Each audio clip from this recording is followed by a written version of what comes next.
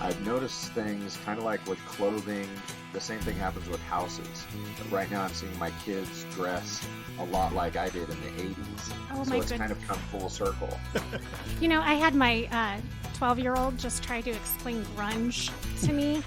I am a child of the 90s, and so, yes, I see that a lot of this stuff is coming back. Welcome to the Art of Custom from Hibbs Homes. Sponsored by Pella Window and Doors and Ferguson Bath, Kitchen, and Lighting Gallery. In this episode, we talk about the psychology of design with Utah architect Jamie Walker of Walker Homes.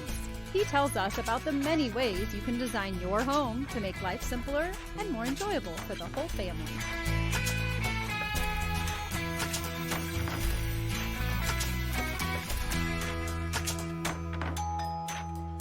If you're listening to this podcast, you already know that a home is so much more than a roof and four walls. It's your daily launch pad for achieving your goals, and whether that means adding a coffee station in the closet for easier mornings and smoother days, or possibly building a light-filled exercise room that is inviting and motivates you to reach your health and fitness goals. And Melody, you know what our, slogan is at Hibbs Homes, right? Oh, building dreams one home at a time. And that's really what we do. And this is going to be a fun show. I love the title that you came up with, The Psychology of Happy Home Design. Tell me more about that. Your house is really, it's where you start your day, where you end your day. Mm-hmm. And, when we're going through and working with people to design their homes, it's really about helping them fulfill their goals. I mean, like you said, day-to-day goals, making your mornings easier, Mm-hmm. That makes your week easier, and you're freed up to really achieve those dreams and those goals that don't necessarily involve your space. I have time to think about this or that or the other. And so really happiness starts at home. Rah, rah.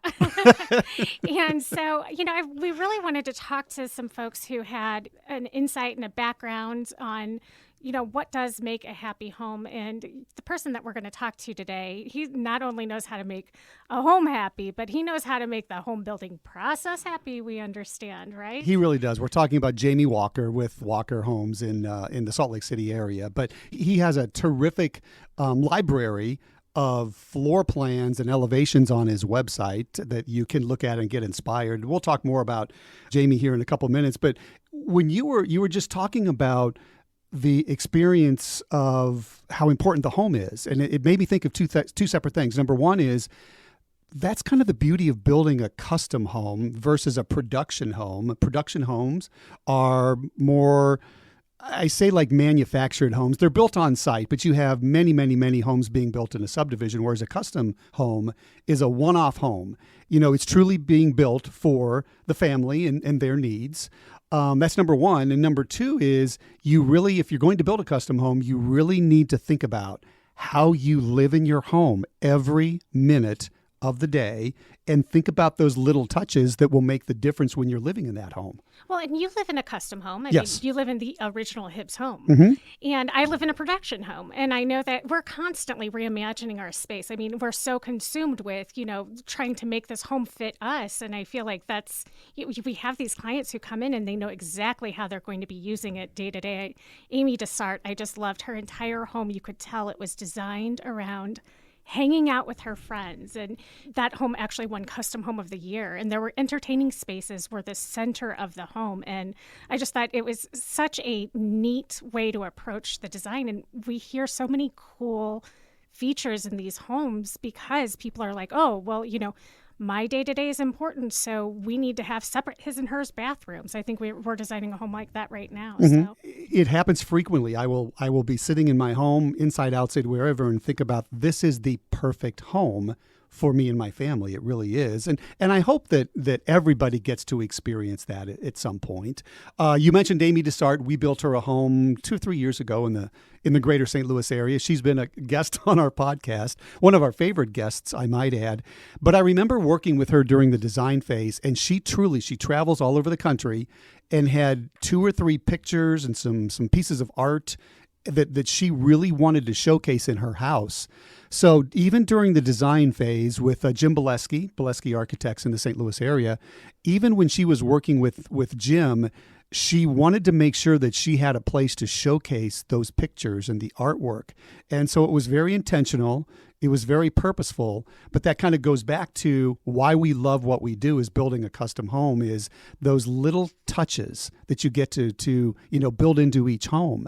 But on the flip side, people do wonder, why is building a custom home more expensive than a production home? It's a lot of those little details that take time. They take effort by the trades. They take materials. But that's the reason, because we're truly building that custom home. Now, our homes have to appraise out, so they're being compared with other custom homes or other homes in the area. So it's not like you can't build an affordable custom home, but it does cost more than a production home, and they will appraise out. It's just a different way of going about things. That's why we do love the architects we work with. Very talented group, and Jamie Walker from Salt Lake City is one of them. And Jamie's one of the architects that we work with in Utah, that he has designed some really cool custom spaces. I love his kids' rooms that he's done. He has them on his website as well. But he really has a lot of ideas on how to build a joyful, happy home.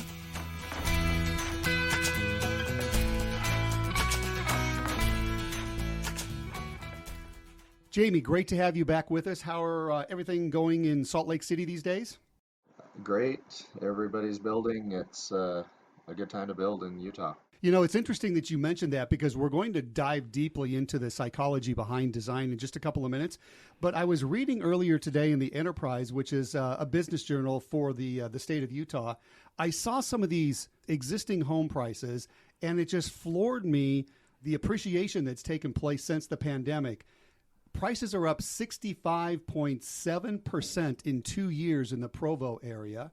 In the Salt Lake City area, Jamie, they're up 56.2%. Boise, it's about $550,000 is the average price. That's a 57% jump. The price in the Ogden area, the average price is about $500,000. That just blew my mind when I read these numbers and saw the jumps, because I know that we're facing kind of the same thing when it comes to new construction. New construction pricing is up a minimum of 40% all across the country. And yet you just told me that the building boom continues in Utah. Is that right? Yep. People are still building. It's interesting. We're seeing a lot of people moving in from out of state where prices are even higher, and they're getting a better value here in Utah. The Utah market itself, if you're from Utah, it's become a struggle for a lot of people living here, wanting the prices they saw 10 years ago.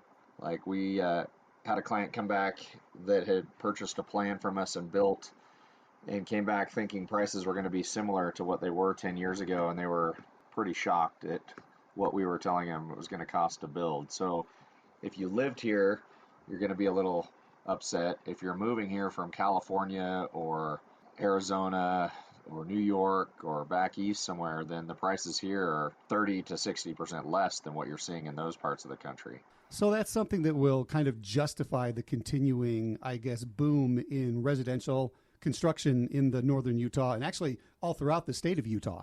It's frustrating for some and pleasantly nice for others that are moving here. We're seeing a lot of the locals that are wanting to do something are ending up remodeling their home. But we see that dance a lot of times between the percentage of rate that you're getting from lenders versus the cost of materials and labor. So when the rates go up and the cost of materials go up, then people tend to remodel more and build new construction less. We also see townhomes and multifamily type product tends to go up when building single family goes down. So if you're diversified as a builder, you just kind of go with the flow on what to build.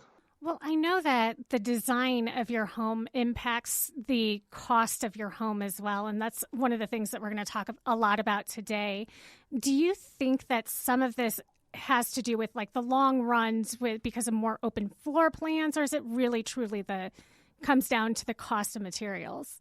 Well, I think there's a lot of truth to all of that. I think a lot of architects don't pay attention to the cost of materials, and some builders also don't pay attention to that, and they just build what it costs to build and don't look at the science behind efficiency. And so they can easily get trapped in that area. The builders that really see a lot of success, though, really hone in on what material sizes the products are that we buy and try to build their homes around those sizes. Kim's probably heard me talk about the size of carpet. When I was in high school, I laid carpet a lot, and it comes in 12-foot rolls. And so I would, as I grew up, designed homes that were 12 feet wide, or having rooms that were 12 feet wide, and knowing that plywood and drywall comes in 4x8 sheets, 4x10 sheets for drywall.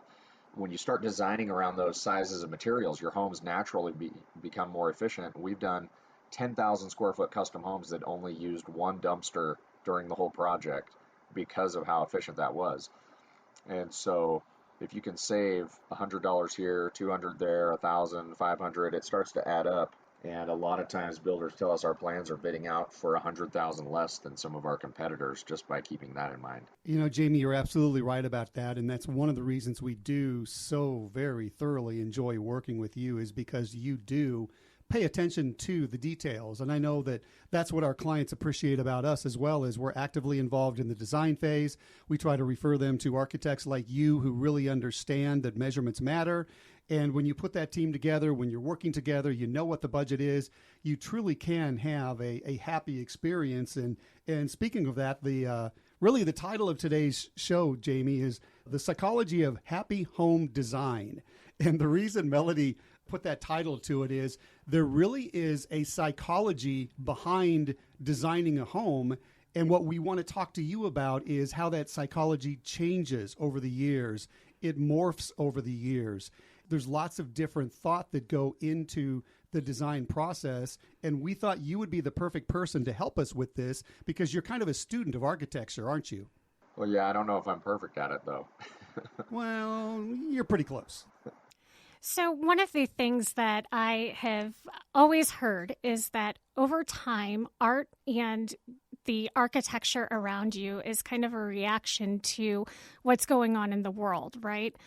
So we noticed that a lot of people, even here in St. Louis, which tends to have a more traditional and conservative approach to architecture, over the last few years, the demand for these clean lines and really modern, straight surfaces has increased. And I was wondering, having just read that, not being a student of architecture, how much truth is there in that? Maybe that's a reaction to kind of all of the ups and downs and chaos around us.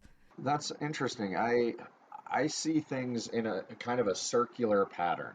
Designing homes for about 30 years and being involved in design of homes and a fan of architecture for 45 years, I've noticed things kind of like with clothing. The same thing happens with houses.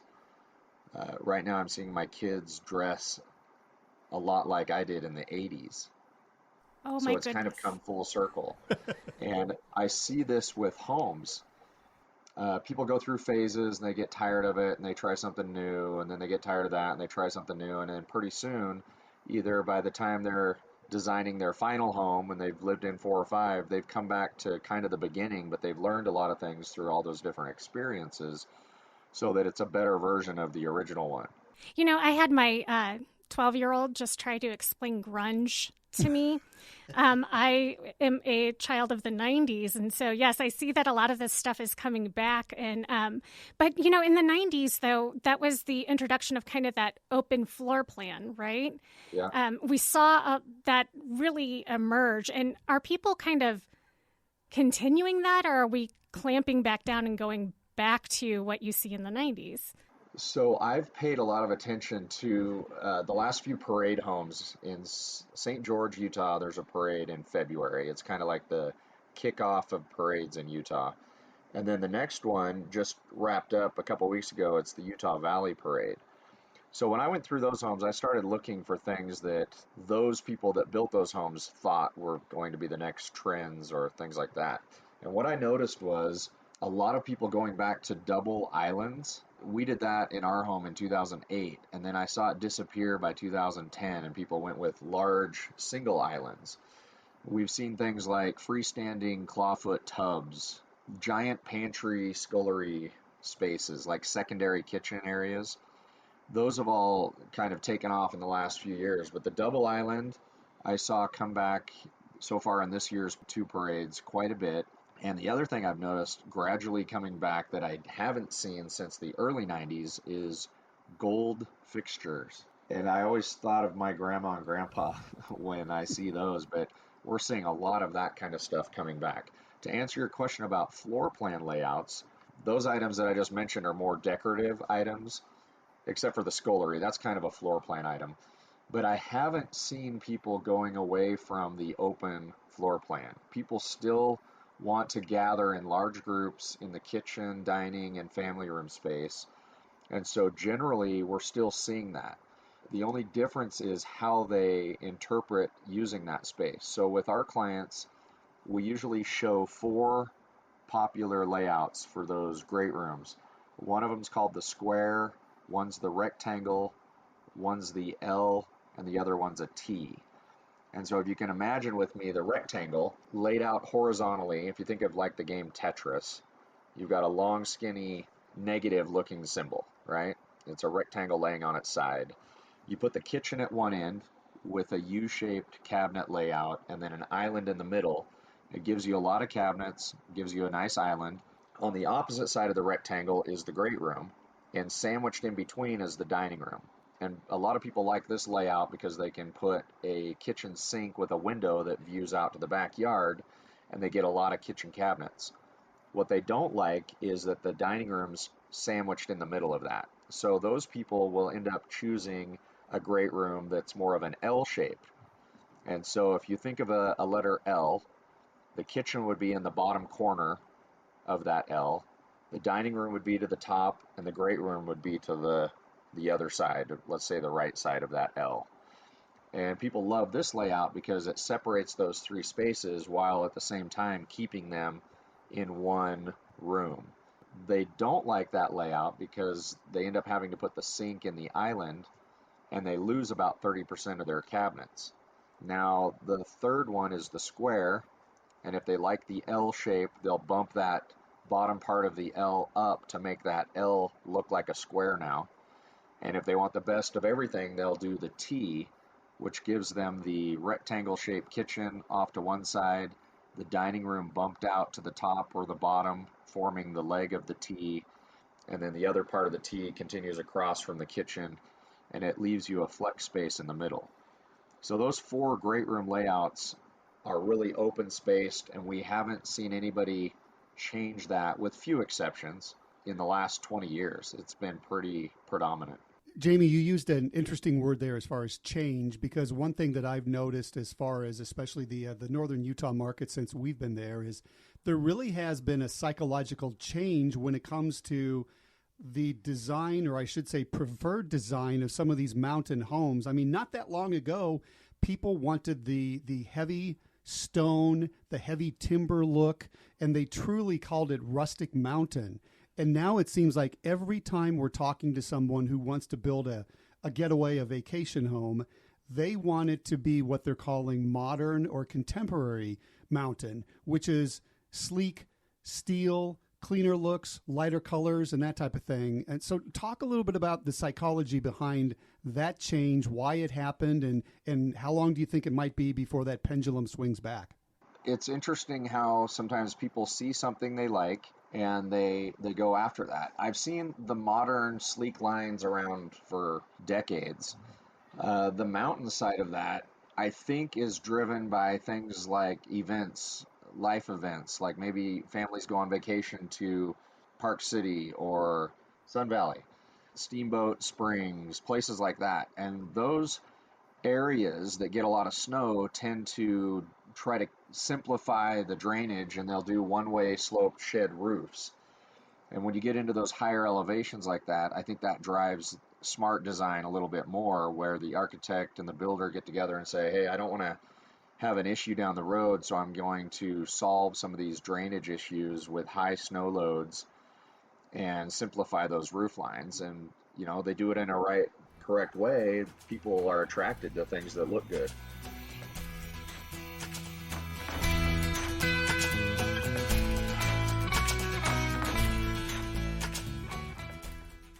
Now more than ever, it's important for you and your family to enjoy the spaces you're in most often. Count on the experts at Ferguson Bath, Kitchen, and Lighting Gallery to help you make the most of home. and create a space you'll love to live in together. Shop online or schedule a personalized consultation to discover stunning products from the comfort of your own home.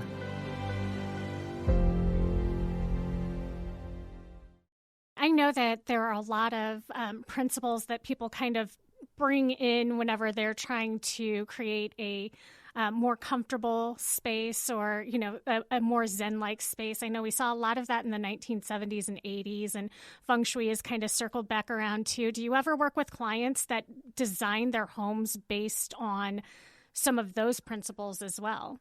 Oh yeah, we get spiritual a lot of times.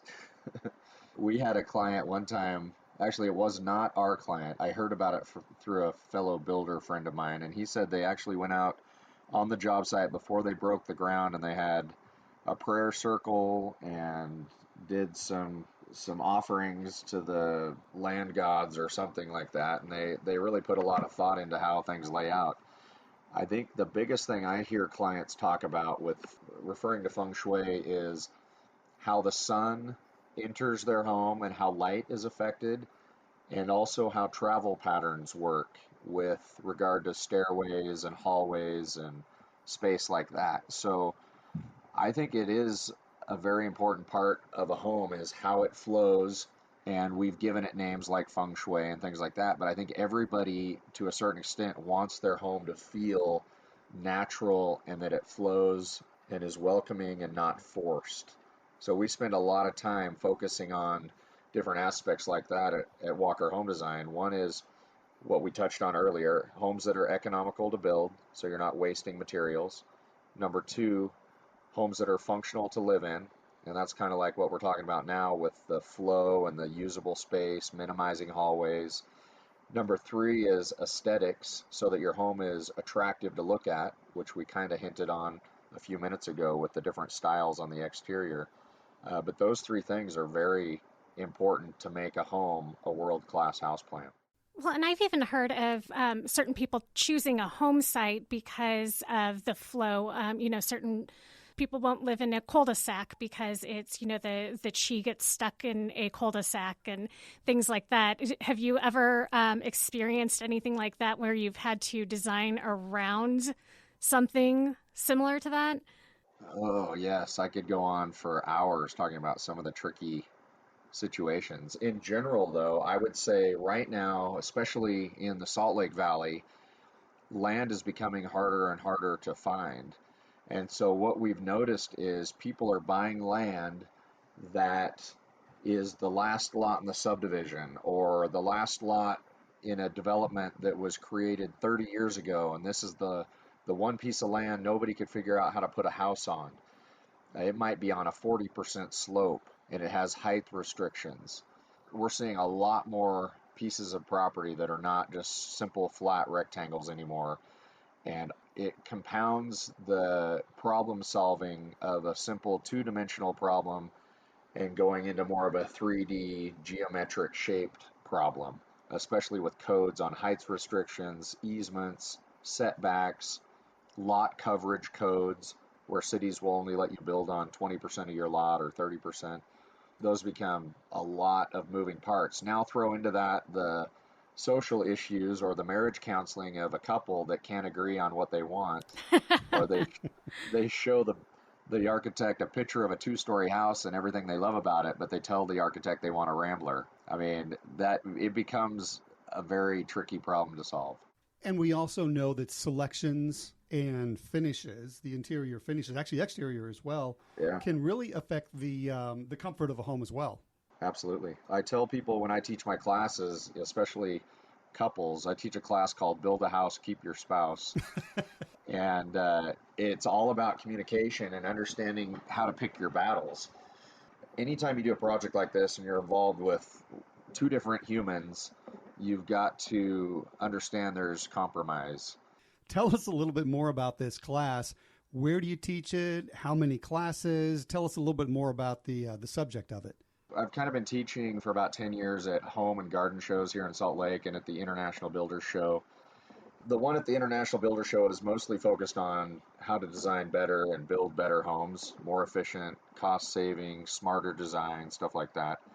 the ones here at the Salt Lake, they actually asked me to teach quite a few classes. So the Build a House, Keep Your Spouse is directed towards homeowners and how to communicate during a project and how to learn from actually a lot of my mistakes. A lot of these classes are things I've learned the hard way. I've built 2 custom homes for myself. I've designed over 4,000 new construction and remodel homes, multifamily projects, things like that. And some of the ones I've done for myself, I thought I knew exactly how to make it work, and things didn't work out. So I've got a lot of funny and sad stories. I usually teach those 3 times a year at the Salt Lake Home and Garden shows. And then we've recorded quite a few of them. So they're on our YouTube channel at Walker Home Design on YouTube. And I think there might even be some clips of some of it. I've tried to break them into little 5-minute segments. One day I hope to grow up and have my own podcast where I do some of this stuff too. Well, we will definitely link to those YouTube videos and, maybe even start pushing them out to all of our clients. Who knows? One of the things that we've noticed recently as well is the use of mixed materials and more natural materials. And that seems to be really a trend. I mean, I can remember a couple of years ago when the white cabinets where you almost didn't want a wood grain in those. And so it seems like it's the complete opposite now. And could you tell me a little bit about why you think we're seeing that? Well, again, I think we get influences from different locations. I think the world has gotten a lot smaller now. People can travel really well. Pre-COVID, they could travel pretty easy all around, and people get ideas, and somebody sees something at a parade or in a model home or on a YouTube video or an Instagram or a TikTok, and they get ideas, and we spread like wildfire different ideas that we get. And so I think it just takes a couple things to catch on, and people go, the term is viral, right? So if you see something in a parade home or in a model home back in North Carolina, and you fly back to Denver or Salt Lake, and you happen to be building a house and you throw that in there and you put your house in a parade, 30,000 people come through that house. And if it's something that a lot of people like, you'll start to see that trend rolling. We started seeing ancient modern type homes that were basically painted brick with steep roof pitches. And the painted brick was usually painted white, and it kind of spun off from the farmhouse type styles. And so we just kind of see that thing snowball from a few ideas like that. But usually it's parades or model homes that set the tone for that. Jamie, the key word that both you and Melody use there, though, is trend. How do you know if something is going to be a trend, which is what you want to avoid? And how do you know if something is truly going to be timeless and something that you do want to include in your build? Well, I like to look at history books or pictures of things. And I don't know if there might be a perfect science behind it, but I don't know if I'm smart enough to figure that out. But I know that yellow and mustard colored refrigerators were a trend because they disappeared after a while. You forgot about the orange and green shag carpet too. I show some of those pictures in some of my classes to be careful of those. I honestly, if I had to use my crystal ball, I would say things like freestanding tubs. I think those are trendy. I think as I've talked to people that have bought those, it's rare that people use them, and they're more for an architectural design feature. And with how expensive they are, I think people are gonna give up on those after a while. We saw the same thing with brown stucco, copper downspouts and chains. Usually it's decorative features that become trends like that. Like when people, I suggest to them to try to do something more timeless. After 5 or 10 years, if it's going to withstand the test of time. Like Frank Lloyd Wright came up with the prairie style house, and he had certain things that he did on that make it stand out and stand the test of time. And sometimes I'll see a cheaper builder try to mimic that, but they take away the features that made it timeless. And so it kind of looks stripped down. Roof overhangs, for example, on a prairie style, they really need to be anywhere from 2 feet to 4 feet of an overhang. But on a general tract type home, most builders will do a 1 foot overhang on an eave just to save cost on their trusses and their soffit and fascia costs and things like that. But when you start cutting away from the bones of what a design was, you hurt that and make it more of a trend or something that's going to die off and not stand the test of time. So how do you determine what those things are? I mean, would your architects be your resource to kind of figure out where you want to prioritize, maybe spending a little bit more money or, say on the overhangs, or how would you make that determination? So the first thing is always find out what the goals are with the client and what their budget is. And there are ways to kind of fake it without giving up on the true timelessness of a design. Photographs are one of the best ways to communicate. So I'm not trying to guess at what a client likes. I like to have them show me 5 or 10 pictures of homes they like the style of and the look of, and then write a sentence about each one of those pictures so that I know what they're looking at in the picture. Before, I used to tell clients, send me a picture of stuff that you like without a description. And they would send me these pictures, and I would look at it, and I would say, oh, that's a great looking stone. But then when we would sit down and start to look at the picture with the client's like, oh, I wasn't looking at the stone, I was looking at the windows. And so communicating through pictures is, I think, a great way to start. And then back to the history books, if people want something timeless, look at some of the stuff that's been designed 50 to 100 years ago and what people still like about, plantation style homes or farmhouse or modern, things like that. And if you can build your house and then people don't know what year it was built, that's a good way to know if that's a timeless house or not.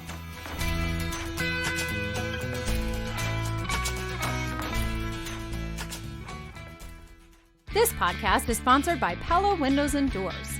Pella is the industry leader in innovation and style. Windows have become a key element in home design, and Pella has the product and professionals to guide you to your perfect solution.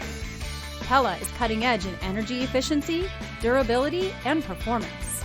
If you're tired of looking through screens, check out the Pella integrated roll screen that you won't see until you need it. Pella offers the broadest selection of premium products to meet any budget and any design inspiration. Allow Pella to show you what they can do to improve the style and comfort of your home. With Pella's limited lifetime warranty, you won't have to worry about windows and doors again. Call 314-714-0100 to make an appointment or visit our showroom in Chesterfield Valley. I'm a big fan of Frank Lloyd Wright. As a matter of fact, the personal home I live in was styled after that to some extent. But then you had mentioned that some of the more production type builders, which are the builders that need to build cheaper homes and more quickly, will kind of replace or take some of the bones out of that design and then call it something different. Maybe you head more toward the prairie style. How do you feel as someone who really is kind of a student of architecture and really has dived into the history of it over the past? How do you feel when you see changes to like a Frank Lloyd Wright style and they're taking it into a different direction and calling it something a little bit different?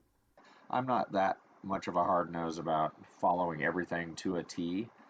But if I'm a business owner, so at the end of the day, as a business owner, you have to be profitable. And so you have to look at ways that you can get the bang for your buck, but also make the client happy and try to accomplish a lot of different goals. At the end of the day, the client's going to decide whether they want your product or your competitors based on what you're both doing. And so it's marketing and showing the value of that, and also picking and choosing what areas to maybe save on versus where you want to spend money on. And I'll give you an example. About 8 years ago, we did a parade home that was a prairie style, and it was a great looking house. It's actually got 2 or 3 relatives on our website now that we've evolved from. But this home had a ton of reaction from the Salt Lake area, and we had our website spiked during this parade of people loving this house. The builder had it under contract 3 or 4 times during that 2-week period and never closed the deal. And the reason why was because we had a really nice 3D rendering of how the house was supposed to be built. And the builder decided to save, I think it was $5,000 by eliminating a chimney and changing the front entry post from 18 inches square to 4x4s. And once people saw what it looked like on our website, they lost faith in that builder, and they ended up buying the plan from us and hiring a different builder. And so prospective customers are going to be looking and getting excited about things, and then making sure they're getting, they're going to know in their heart if that's the look that they want, and they're going to gravitate towards the best value with that. And I think if he would have put those two things on there, he would have had that thing sold, and there probably would have been a bidding war. And he ended up having it for about a year before he eventually sold it. So really, it's, is it really worth the $5,000 to cut off some of these features, right? It just depends on the market you're in and what that market will bear. And what we're seeing with, back to your original question about cost and rates and things like that, we've seen a lot of cash buyers, which are the higher end market. They're still plugging forward with their plans and moving along. It's the tricky part is the higher rates are driving some of these more medium market buyers to rethink things and either remodel or put things on hold. But I have heard gas prices are on their way back down. I don't know how much down, but we're doing a home for a client right now that owns one of the main gas stations here in Utah, and he says he's starting to see things drop down quite a bit. So I'm cautiously optimistic that'll drive a lot of stuff back down. We've definitely seen that, and just kind of bringing your comment full circle about a lot of cash buyers, because I think what happens in a environment in which we find ourselves in when the stock market is going down, people are looking for safe investments, and real estate over the years has been proven to be safe. So a lot of times people are putting their money into real estate, into cars. And so I definitely echo what you're saying. We're seeing a lot more of that as well. People who are putting more cash into their deals right now. Jamie, you have so many joyful designs too. I know that you've done some great kids' rooms. I mean, there's just so much happy on your website. So thanks. Is there any one design that you would point everybody to as we kind of wrap things up that you think is, the example of a happy home design? I think we have over 900. It's hard to remember them all, but we always try to modify and improve. And when you say happy, the two plans, I'll give you two. I'll give you a Rambler and a two-story. The Winchester plan is probably my favorite Rambler style, so ranch. There's 8 different exterior styles of it. It's right around 2,500 square feet. The cool thing about it is there are 8 different exteriors. You've got prairie, modern, craftsman, farmhouse, ancient modern, mountain rustic, and I can't remember the other two. But that is a cool house that we were able to get all different styles on it for that one floor plan. What's it called again? And then that one's the Winchester. The Winchester, okay. And the other plan that I really like a lot of is called the Newgate, and it's about the 4th different version of the one I told you about earlier with the prairie style, and it's got 4 or 5 different exteriors. The Newgate's about a 2,800 to 3,000 square foot 2-story with a master on the main. And I have a special place in my heart for 2-stories just because you can do a lot more with how the outside looks on a 2-story. You got a lot of different plate heights, and you can make the roof do different things. And so that's probably my favorite 2-story. And these are pretty efficient to build, pretty nice layouts. I think those would be my 2 happy places. So there you are, the Winchester and the Newgate. We will absolutely, positively link you to Jamie's website in our show notes. So make sure you visit him. Check out his YouTube channel for some of his tips on how to successfully build a home with your partner. And Jamie, we can't thank you enough for always taking the time to visit with us. You have great information. You're a joy to have on the podcast. And we just want to say thank you. Well, I appreciate you considering me because there's a lot of professionals out there in the world, and I feel like I'm a little guy. So it's fun to talk to you guys. I really appreciate that. You're a little guy who has a lot of great information, and we thoroughly enjoy talking with you.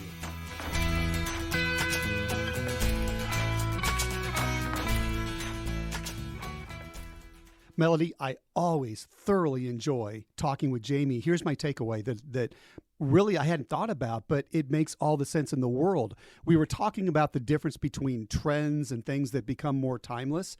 And he had a great idea of going back in picture books for homes and buildings that have been built 40, 50, 60 years ago.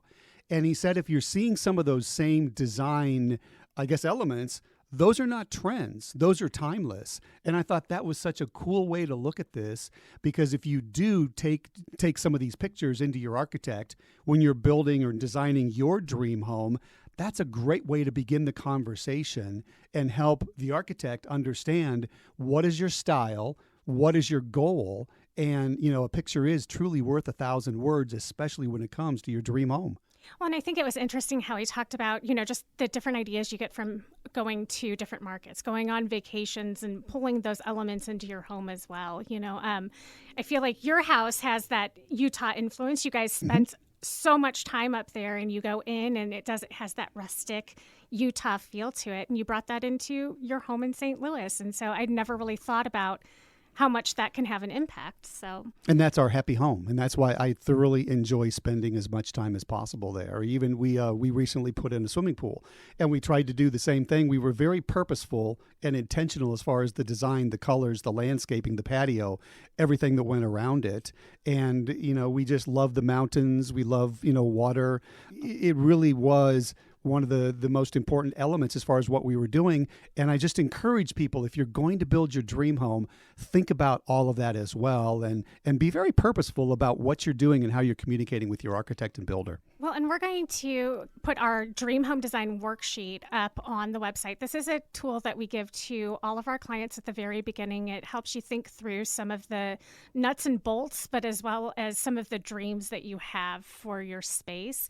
And I really encourage you guys to download it, take it to your builder, and talk to them about some of these influences and where that came from. Not just, we want this, but explaining why. I thought that was a great tip from Jamie too. Yeah, it was really good. And just a reminder, we've said it before, we'll say it again. Jamie has some great information on his website, so we're going to make sure we link you to not only the website, but some of the other information that we talked about during our interview with Jamie. And then coming up, Melody, we have a couple of shows down the road that are going to be very interesting. We all know that mortgage rates are on the rise right now, and a lot of people are scared about that. They don't know what to do. They don't know whether to build, whether not to build. So we have Jeff Berger from Groundwork Mortgage.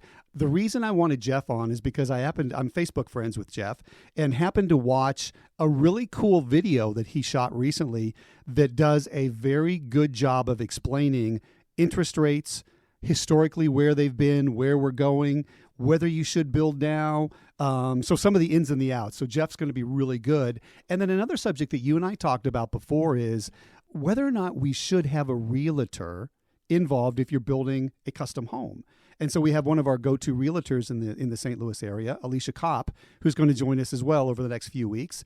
And we're going to talk about that relationship between a realtor, the client, and a builder, and what you might want to know about that. So we have some interesting shows coming up over the next month or so. And if you are listening to this before July 18th or 21st, check out our Facebook page, because you can actually join us live for those events. We're going to record that and bring it to the podcast. But if you have specific questions that maybe you'd like touched on, you can either leave that in the Facebook event page, or you can join us on the live event and ask them while we're recording. And that reminds me, we love hearing from our listeners. You don't even have to be in either of the markets in which we build, because we like to be a resource. We want to help you, whether it's finding another builder, whether it's answering questions. So don't be afraid to reach out, and whether it's on our get our information from our webpage or Facebook or whatever, but reach out to us. Melody and I love to interact with our listeners. And we will see you next time.